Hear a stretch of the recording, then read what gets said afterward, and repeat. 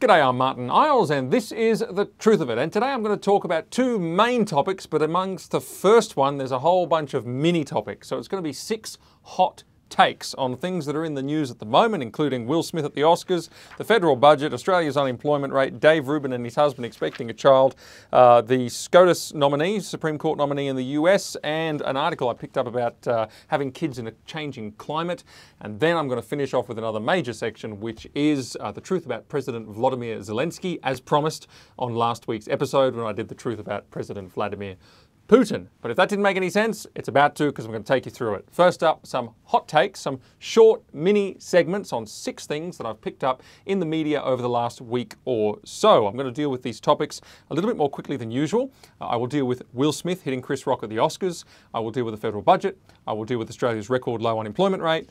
Dave Rubin and his husband expecting 2 children. The latest US Supreme Court nominee's inability to define a woman. And an article by a millennial who says that she's guilty about having children due to climate change. So first up, Will Smith. I'm not going to rehearse everything that happened because I think unless you're living under a rock, pretty much everybody knows exactly what did happen, namely that Will Smith got offended by a joke that Chris Rock made on the stage at the Oscars ceremony, got up, belted the guy in the head, and then swore at him, and then there was apologies and all the rest of it. So I looked through the detail of this. I found out about it like most people on my social media, and then I started looking through the details to think, what should I make of this? And I tell you, it just got progressively more depressing. First of all, there was the joke that kicked the whole thing off, which was just an unfunny joke about Will Smith's wife's baldness. She has alopecia. Apparently Chris Rock didn't know the full detail there, but who knows.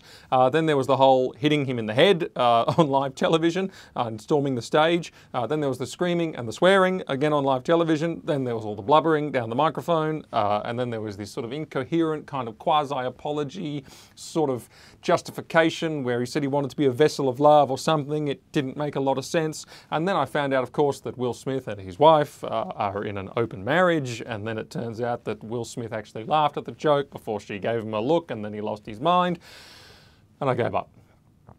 This is a parable of one thing and one thing only, namely that Hollywood is beyond messed up and we ought to avoid it entirely, as if we needed any more proof.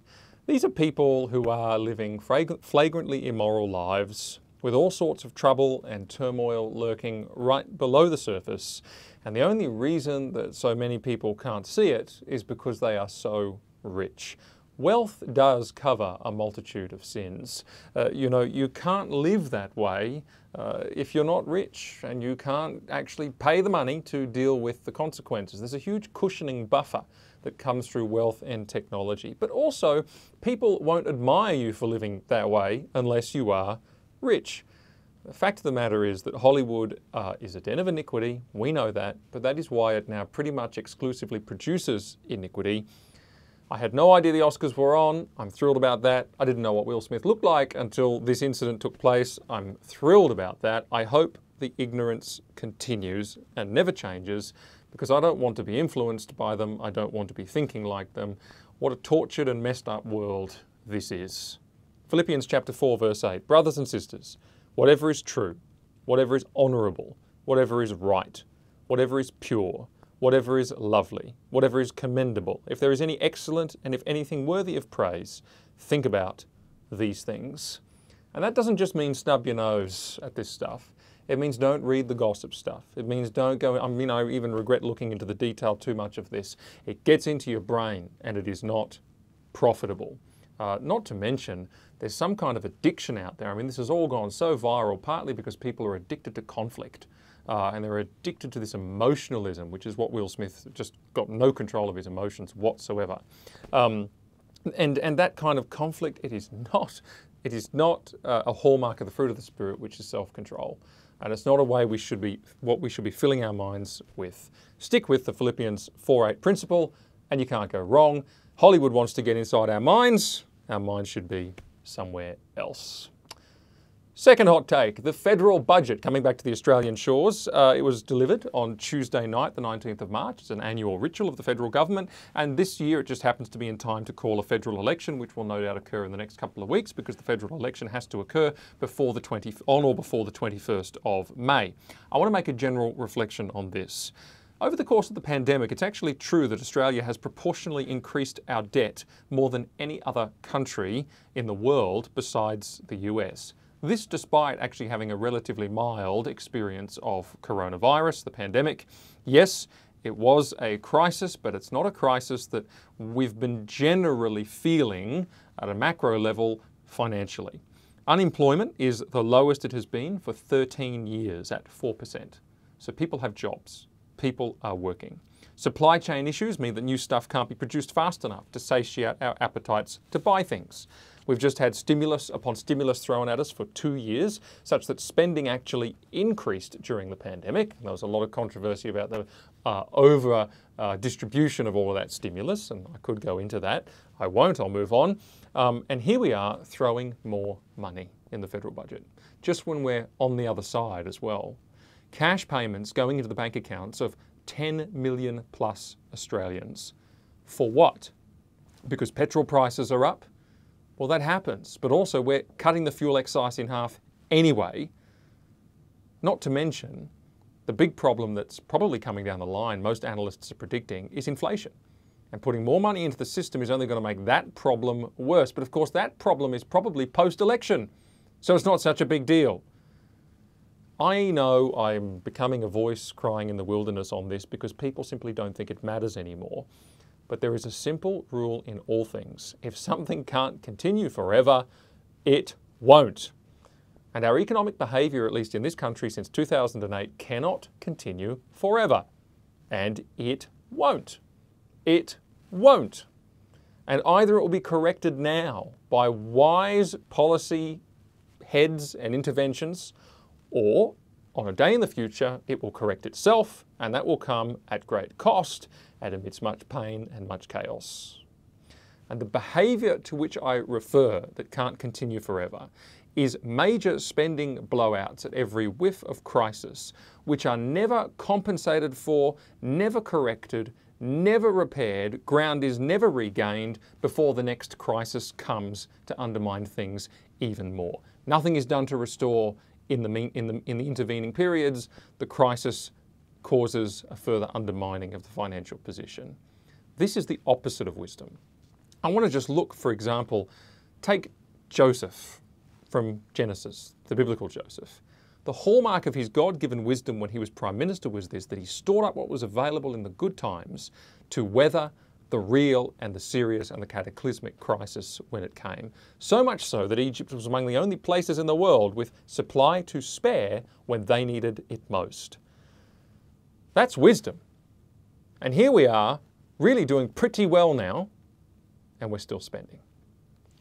Nobody talks about this problem anymore because people don't want to see out of the good feels of today. They don't want to see out of the good times they're experiencing here and now. They're not future-minded. They're not big picture-minded. They're just enjoying themselves in the minute. And we don't see out of the good things happening to critically judge the future or to see the bigger cost of these good feelings that come with these economic policies. I'm sure these cash splashes may win an election, but it'll do us no good in the much bigger scheme of things. It's an overall negative take on the behaviour in the budget this time around. Oh, it'll win an election because people don't think ahead. But this can't continue forever, and the government's shown no appetite to stop it. One positive thing to come out of the budget is this. 16,500 additional places were added to the refugee intake over the next 4 years, specifically for Afghan nationals fleeing the Taliban. So this is largely going to be persecuted minorities, including Christians. It's going to be people who have reason to flee the Taliban. They are vetted. It's quite a small number, actually, in light of the overall scheme of things and with no immigration in the last couple of years. But this is something that ACL lobbied for with a whole coalition of other faith groups. A great win for us and a success in terms of assisting with the crisis that continues to unfold in Afghanistan. That is the federal budget. Third hot take on unemployment. The unemployment rate in Australia, and people will glaze over at this point and go, oh, how boring. Well, let me just explain to you why I've picked this up. Just to show that I'm not all negative Nancy, this is good news, albeit news that barely rated a mention in the media. Australia's unemployment is actually down to the lowest level it's been in 13 years, down to the magic 4% threshold. There's a range of reasons, not least of which is that there's been incredibly low immigration in the last couple of years because of the pandemic. But here's what I want to say. I want to reflect for a minute just on the fact that government policies that promote work and improve people's access to work are intrinsically good. And I say that for a couple of reasons. First of all, it was one of the first things that human beings were actually charged to do, even in paradise. In Genesis chapter 2, they were given work. They were told to work. And this is repeated in the New Testament, that work is an intrinsic good. 2 Thessalonians 3, if anyone is not willing to work, then he is not to eat either. For we hear that some among you are leading an undisciplined life, doing no work at all, but acting like busybodies. Now we command and exhort such persons in the Lord Jesus Christ to work peacefully and eat their own bread. Or 1 Timothy 5, but if anyone does not provide for his own, and especially for those of his own household, he has denied the faith and is worse than an unbeliever. Those are pretty strong words. Why would that be so? A couple of reasons, but one is certainly this, and it's in the first reference there, it's the word discipline. He says, you know, not to work is to lead an undisciplined life. Discipline is a forgotten virtue.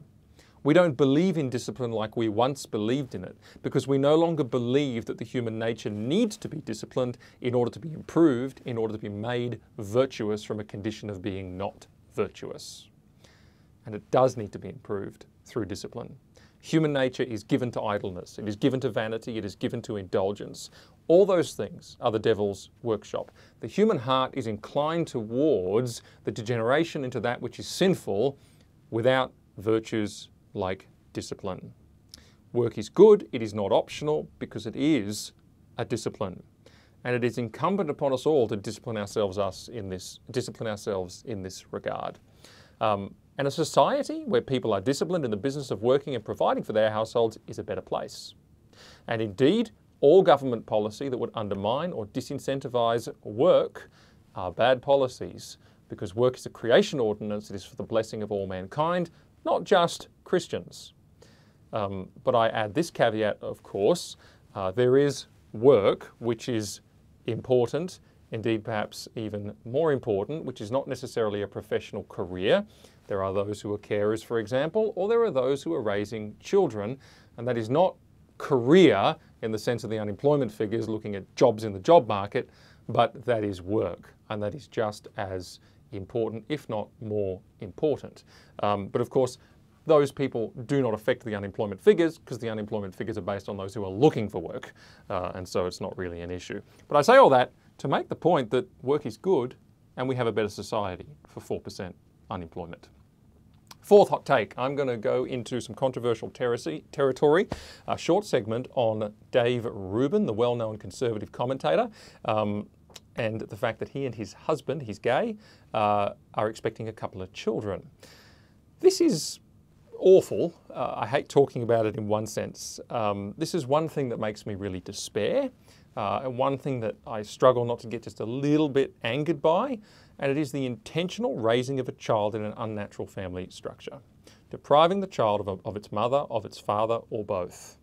There are support groups around the world for children who were adopted, or kids who were donor-conceived, even in the best of families, who report lifelong pain and disturbance at their dislocated biological history, their lack of connection with their parents, and so forth. But you're not allowed to raise those very real emotional tolls, those very real troubles that young people face in relation to gay parenting or intentional single parenting, because it's not politically correct and it's unkind. I'll tell you, it is unkind, but it's unkind. Those structures are unkind to the children. Criticising them, if it's unkind to the parents, it's nothing compared to the unkindness to the children inflicted by those structures. I'm not saying that I'm against adoption, just to be clear, because it is restorative, as far as possible, of circumstances that have been deprived of a child, okay? So that's actually a restoration effort.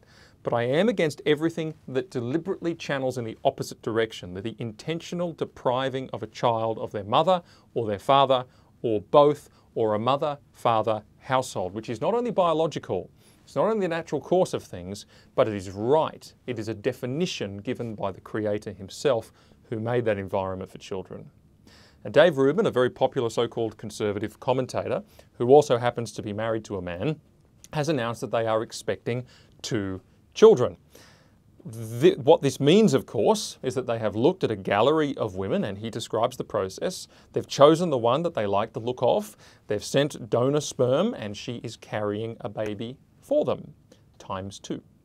So this is eugenics. This is soft eugenics.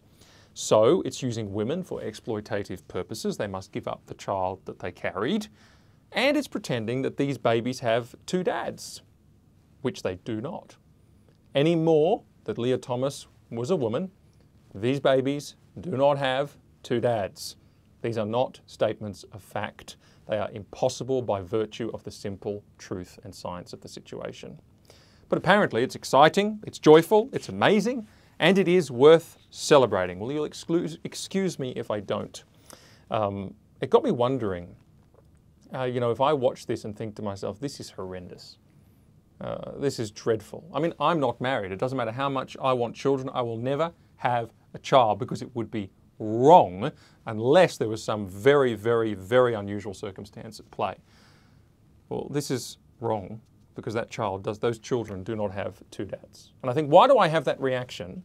And why is it that when I look at these guys announcing what's going on, that they are so completely and profoundly blind to the wrongness of what they're doing? I think there can only be one answer. I think it must be self-righteousness. Let me explain. Rubin is convinced that this is his identity and that it defines him and that it must define his world in order for him to be fulfilled.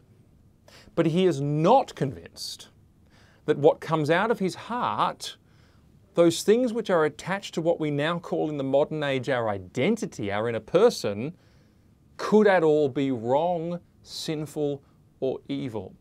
Or that if we were to pursue and to follow what comes from the inner person, that could be the cause of us inflicting wrong, inflicting evil on other people. He doesn't believe that, although he believes in his identity.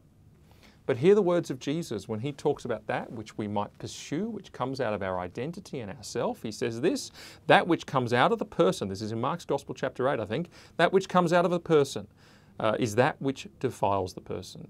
For it is from within, out of the hearts of people, come the evil thoughts, acts of sexual immorality, thefts, murders, acts of adultery, deeds of greed, wickedness, deceit, indecent behaviour, envy, slander, pride and foolishness.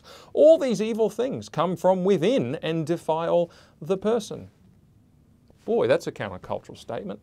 What's the source of sin? It's not all the stuff out there in the society and the culture and the politics. Oh, no, it's this. And this is where the Christian ought to be. Indeed, every true Christian should be and is so different. The Christian is the person who has realized that he is worse than he will ever truly know. That his sin runs deeper and controls him more profoundly than he can ever possibly imagine. And he needs not to live by his identity, but to live by the light and the holiness of Christ, which comes from outside of himself, and who alone liberates him from his identity and the evil that lurks within himself, and saves him not only from the burden of that on his own life, but of the burden that can be inflicted on the lives of others. Hence the 2 pillars of Christian conversion. Repentance toward God, that is the conviction of our sin, which is an act of God in today's world. Nobody believes they're a sinner or they're wrong. Self-righteousness reigns supreme. Oh no, but God can convict of sin. And he can cause a person to turn from it and renounce it. And then, of course, the second, faith. Turning away from sin, turning to Christ and trusting wholly in him. That's so important. And the moral of the story is this. Mr. Rubin and his husband, and I wish them no harm, but my goodness, this challenges me. But the moral of the story is that, he may have said that he converted to conservatism some years ago.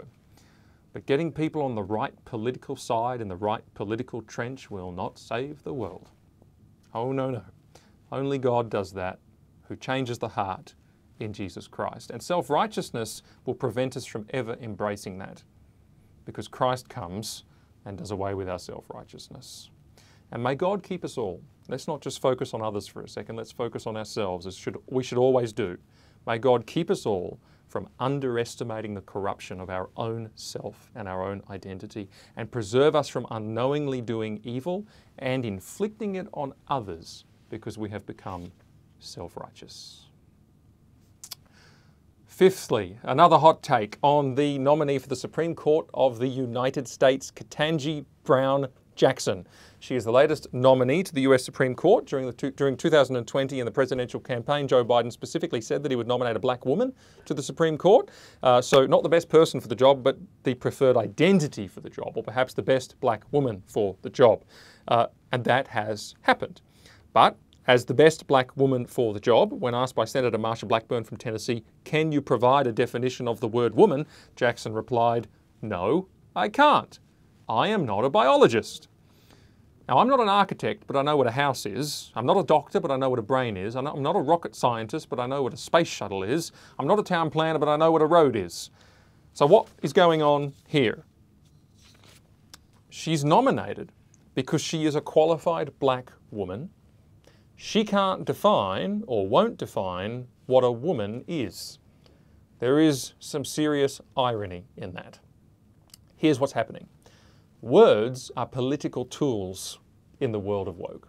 They're not connected to absolute truth, unchanged and unchanging, but the definitions are changed so that they can become political tools.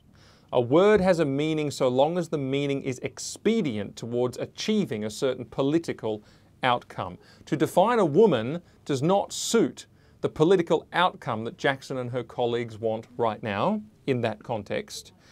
But to crow about appointing a black woman to the Supreme Court does suit Joe Biden's political narrative right now. You get it? It's a little bit like that old quote, when I use a word, Humpty Dumpty said in rather a scornful tone, it means just what I choose it to mean, neither more nor less.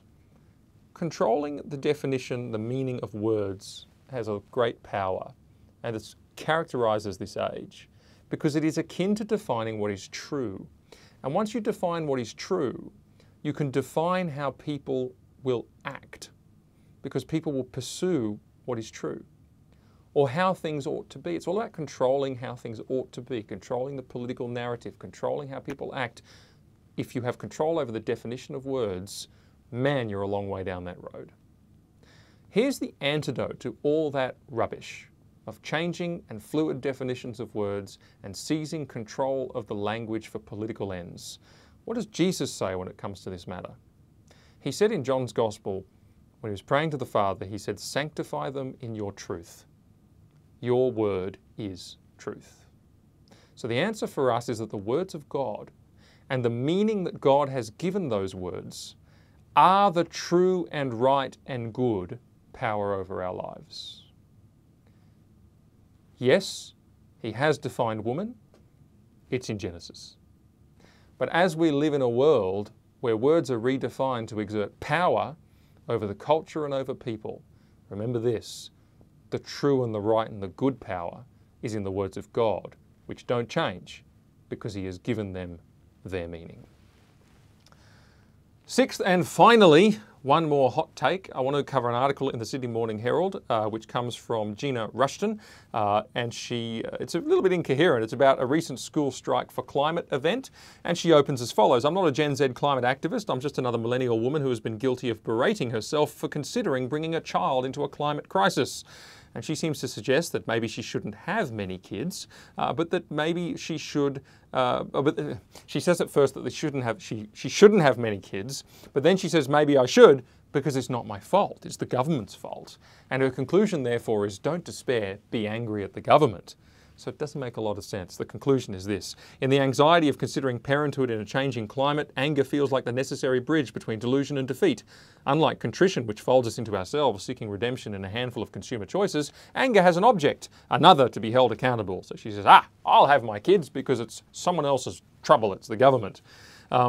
like I said, a little bit incoherent, but tapping into something that's been going on for a while now, namely the view that the population needs to be controlled and that virtuous people don't have big families. I haven't experienced this when I was at school. It was starting then, and people would some types would turn their nose up at the fact that you had a big family, a big car, and you're churning emissions and all the rest of it. I want to observe something. This whole line of thinking stems fundamentally from godlessness. It can only arise in a context where a person does not believe that God is who he is. Namely, that he made this present world, that he has determined its end from its beginning, and in the meantime he sustains it. John chapter 1, Colossians chapter 1, it says it in a range of places. If you untether yourself from that basic truth of reality, you end up guilty of having children in a climate crisis. You end up helpless. You end up probably very anxious indeed, because this random chaos of a universe may collapse in on you at any moment. But for those of us who know that God is who he says he is, notice something very important from Genesis chapter 8. There are two things said directly in parallel, said at the very same time. The first is a command to have children and to multiply. This is a repeat of the command in Genesis chapter 1 when God creates male and female. It says, whoever sheds human blood, by man his blood shall be shed, for in the image of God he made mankind. As for you, be fruitful and multiply, populate the earth abundantly and multiply in it. Right? But the climate types get all wobbly at the knees at this point, and they say, but we'll end the planet, but I'm so guilty of causing all this trouble for the planet, of ruining the paradigm that we're in. Now, that's precisely why, in practically the same breath, God says, I will never again destroy every living thing as I have done. While the earth remains, seed time and harvest, cold and heat, but more specific than that, summer and winter, day and night shall not cease. So what does it mean? If you marry, and if you can, children are not optional. They are mandated. Furthermore, in following through on that mandate, the one thing that we don't need to do is get all worried about those matters which are in God's jurisdiction. Namely, whether our kids will end the world or whether the world will end on our kids. The world will end, and I strongly suspect that Jesus will mess it up fairly badly anyway when he does end it. I know there's two schools of thought on that. But the point is this, fine, we don't pillage the earth. I don't believe in any of that stuff. And yeah, there's a certain level of stewardship that can be justified and that is good. But it is to say this, have confidence in what is fundamentally becoming an age of fear. All right, next up, after that little excursion into some hot takes, I have a substantial topic. It is, who is Volodymyr Zelenskyy? Zelenskyy is a mixed character, and honestly, it's not very easy to sum him up in a nutshell, but we all know that he is the 44-year-old president of Ukraine, often denigrated by his detractors as a mere comedian. But it turns out, certainly as I've gone through all the detail on this man, that whether he is good or bad, one thing I have learned is that he is a smart cookie. He is no fool.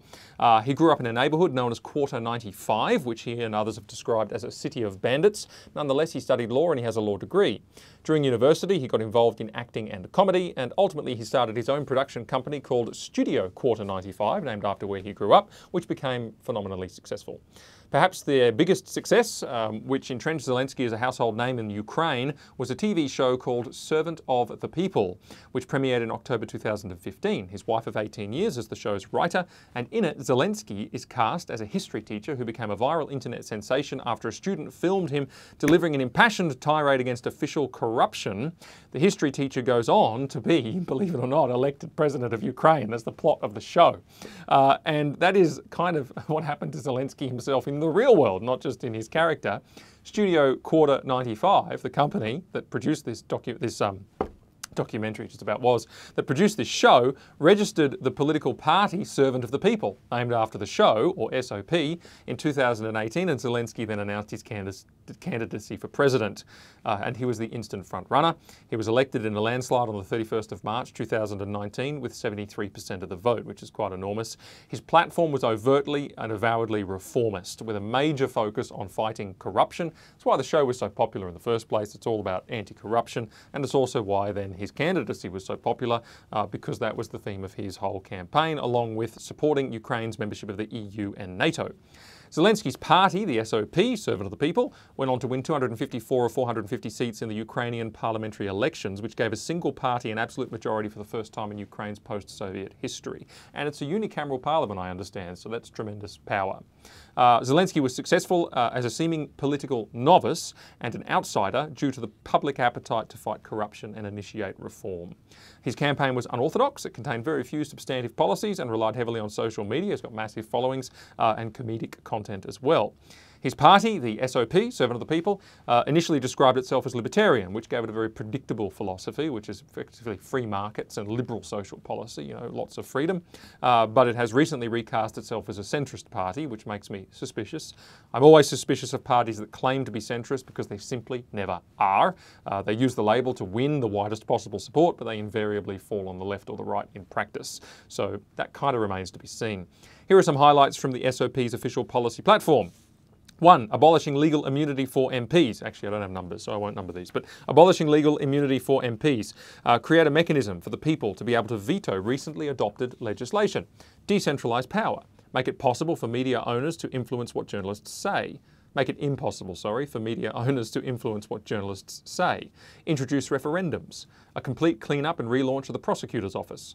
Mandatory confiscation of corrupt officials' property. Defence spending set at a minimum of 5% of GDP. The modernisation of the military according to NATO standards.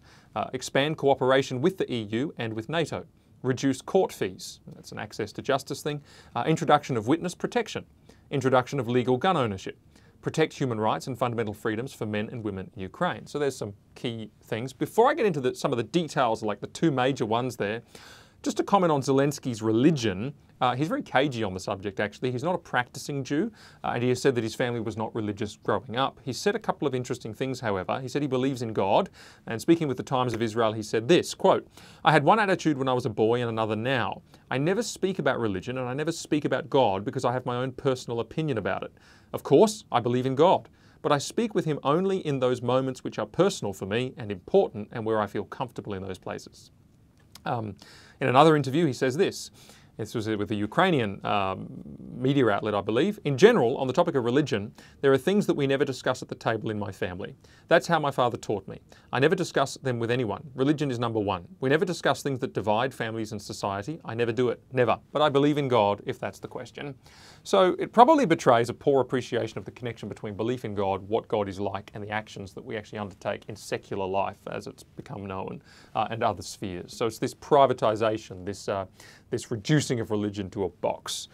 So certainly it's had no discernible impact on his acting and his comedy, which were at times very risque, very foul-mouthed, very sexualized, and actually anti-religion at times. That's his religion side. Back to the policies. Two things I'll go through. Firstly, NATO and the EU, very briefly, and then just a couple of his anti-corruption moves, which have been interesting. Firstly, NATO and the EU. Putin has actually singled out Zelensky's pro-NATO and pro-EU efforts as a major excuse for his invasion of Ukraine, and this is pretty well known now. Ukraine has, under Zelensky's presidency, been recognised as a NATO Enhanced Opportunities partner. In other words, there's greater sharing of information, there's sharing of military exercises and things like that. This has got Putin nervous, so Putin says. That's a status, Equal Opportunities Partner is a status that Australia also has, because we're of course not in the North Atlantic, but we have that status with NATO, and also Finland, Georgia, Jordan and Sweden. But since the invasion, Zelensky has changed his tune, probably because he has to. He said, "Regarding NATO, I have cooled down regarding this question long ago after we understood that NATO is not prepared to accept Ukraine. The alliance is afraid of controversial things and confrontation with Russia. I never wanted to be a country which is begging something on its knees. We are not going to be that country. I don't want to be that president." So he's cooled right down on NATO. He has to for the sake of the present conflict. The thing that is particularly interesting is this anti-corruption side of his presidency. Pardon me, this anti-corruption side of his presidency. According to Zelensky, this is why he got into politics. It certainly was the overwhelming theme of his campaign. His progress has, to say the least, been mixed. There's an anti-oligarch law, which he has passed. There's a law which takes away immunity for politicians, which has passed. And there's illicit enrichment in the criminal code, which has passed. On the anti-oligarch law, Zelenskyy sort of was big on the whole oligarch thing at the start. He said there can be no other option but to dismantle the oligarch system. Without this, it is simply impossible to overcome poverty in Ukraine and fully join the European community. He also said this, quote, "I do not want us to have oligarchs. That's why I know that during my term we will get rid of all the oligarchs. I gave such a word and I'm going to do it."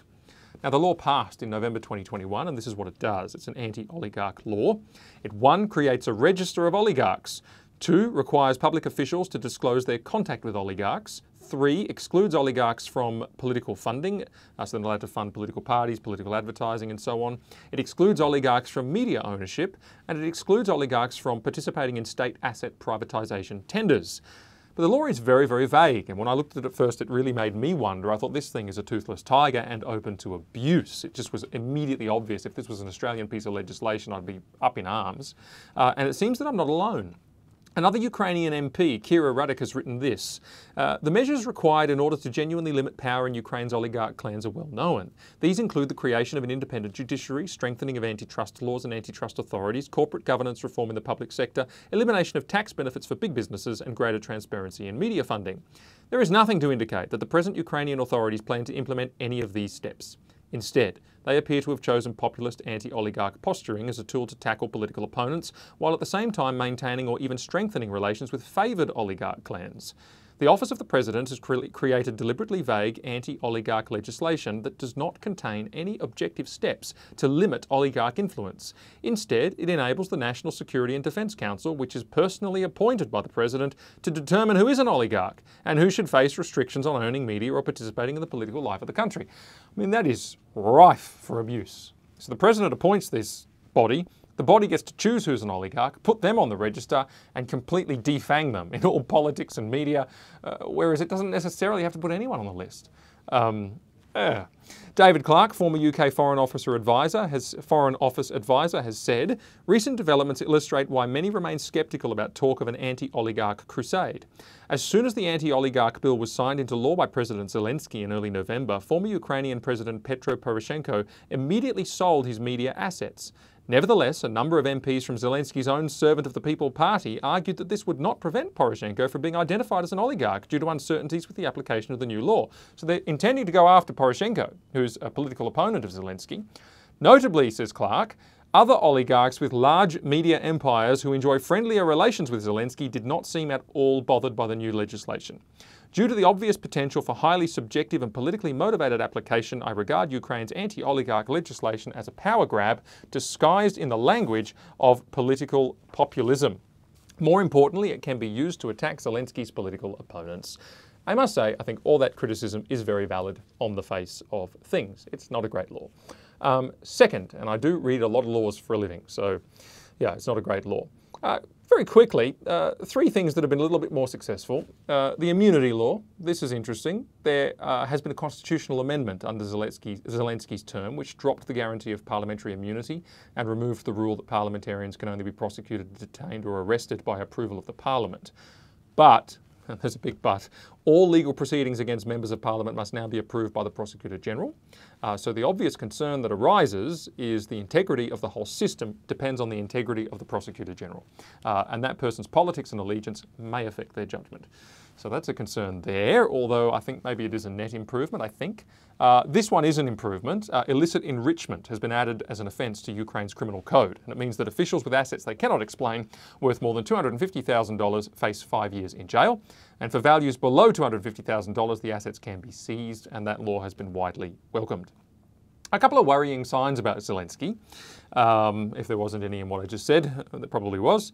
But a couple of worrying signs that are particularly key is that he's been pressured big time by the US and the EU to pursue the LGBT agenda in Ukraine and also to really get big on climate change and climate action policy. And he's responded, at least to some degree, to that pressure. There's currently a law before the Parliament to outlaw, for example, quote, open, prejudiced, negative attitudes towards, unquote, but then it lists people on the basis of various attributes, including sexual orientation, gender identity. Now, that sounds lovely as a motherhood statement, but we in the West know just how badly such vague laws are abused and used to attack and suppress any kind of thinking or conviction which is at odds with LGBTQ politics and thinking. There's also a partnership with the US for climate action, and Zelenskyy also favours legal abortion, medical marijuana, prostitution, and has liberalised the gambling industry. In his words, quote, "To be honest, you need to climb into the freedom of a person less." And I guess that the irony in that is that these things actually enslave people. You know, freedom, yeah, from a libertarian point of view, but there's no freedom in any of that. There is an important point to make about corruption. There are questions about Zelenskyy's links to corruption, and it wouldn't be a complete segment if I didn't mention this. The main one relates to a guy called Ihor Kolomoisky. I hope I'm saying that right. But one of his business partners, one of Zelenskyy's business partners this is, and he is an oligarch. And Kolomoisky is accused of stealing $5.5 billion from Ukraine's largest lender and fleeing the country, where he had been living in self-imposed exile for a long time. Zelenskyy announced his run for president on Kolomoisky's television network, which then supported him extensively with media coverage and by running his shows. And Kolomoisky returned to Ukraine when Zelenskyy was elected president. And then came this investigation by hundreds of investigative journalists all over the world called the Pandora Papers. This was a leak of millions of documents from offshore tax havens revealing secret bank accounts, offshore companies, private jets, yachts, mansions, art collections, all with concealed ownership structures, all part of an enterprise of money laundering and tax evasion. 35 current and former world leaders are implicated in the Pandora Papers, plus 300 other public officials and politicians. More come from Ukraine, over 30, than any other country by far. The reason Australians may not have heard about this is because no Australians were implicated. Basically, the allegations are that Zelenskyy's business partners include Ukraine's current head of the SBU, which is Ukraine's main intelligence agency which investigates many corruption cases, and a presidential aide who administers the offshore companies and apparently shares the profits with Zelenskyy's wife, and also with Kolomoisky himself, the big oligarch. That's kind of the irony.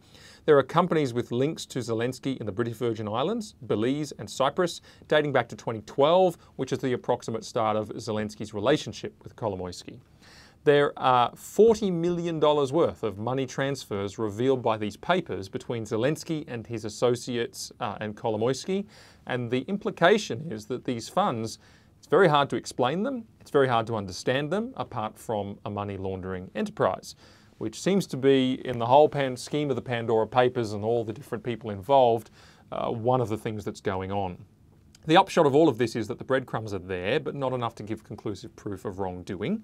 Zelenskyy doesn't deny any of the connections. He doesn't deny the companies. He doesn't deny the business partners, but he denies any personal involvement or involvement by Quarter 95, you remember his production company, in money laundering. Now, there is people who say, well, this is business in Ukraine. This is the way that things are done there. This is the way tax evasion and putting things offshore. There's all sorts of reasons for doing it, and it is cultural and it's practice. Or indeed, there is connection to what the papers reveal at large, which could be money laundering, at least tax evasion, So there are questions like that, and there's a couple of other, people will know about Burisma and Hunter Biden and stuff like that as well. There's things like that everywhere, and Ukraine seems to have a bit of a corruption problem. How close is Zelenskyy to it? Maybe closer than he made out when he was running for president, but it doesn't necessarily definitely prove that he's up to his eyeballs in it. It may be that he's just rubbing shoulders with people who are. One cannot deny this, however. I said at the start, he's not an easy guy to sum up. Is he good? Is he bad? Pretty hard, you know, to make a clear call one way or the other. But one can't deny this much, and I kind of respect him for this much as I don't respect a lot of the other stuff. He has been a remarkable leader in the war effort. He's won the world's support. He's put Ukraine on the map. He's shown great bravery. He's stayed in Kiev with his family. He is the target of the Russians. He has led his country, therefore, in a spirited military defense. He's won more support and more assistance from the global community than Ukraine would otherwise have gotten, and he's won the propaganda war. The effectiveness of his leadership, I think, has been astonishing. I respect his bravery, which has been quite astonishing as well. And I respect what Ukraine has been able to do, which has been against the odds and quite astonishing to protect their country. Time magazine kind of hypes it up just a bit and says that he altered the course of history. Let's say that he altered the course of things dramatically at the outbreak of war, and it is summarised relatively fairly as follows. The change, that is the change in the global community's support attitude, was not instantaneous. Western leaders were still divided two ways after the invasion. When they met to agree on a package of sanctions to punish Russia for its attack, Germany, Hungary and Italy initially wanted to water down these measures. Then Zelenskyy dialed into their meeting. Calm but determined, his face pale, covered with stubble, he told the leaders of the free world that this might be the last time they would see him alive. "The enemy has marked me as target number 1, he said in a video statement shortly after the call. "My family is target number 2. Yet Zelenskyy decided to stay in his capital, an act of courage that has already altered the course of history. It roused the US and its allies to impose unprecedented penalties against Russia, crashing the ruble and unplugging much of its economy from the rest of the world. Germany decided to pour more than $100 billion into its military, casting aside a post-war tradition of pacifism that has long frustrated allies. Switzerland broke from its tradition of neutrality to support sanctions. The EU agreed to put Ukraine on a path to membership, shedding decades of internal resistance." Now that is actually all quite astonishing. And it is largely due to Zelenskyy's wartime leadership. So overall, hard to know what to think. I said I'd do the segment, so I did. I'd have to say, yeah, a great wartime leader. Possibly not the most moral of leaders, however. I'm Mark Niles, and that was The Truth of It.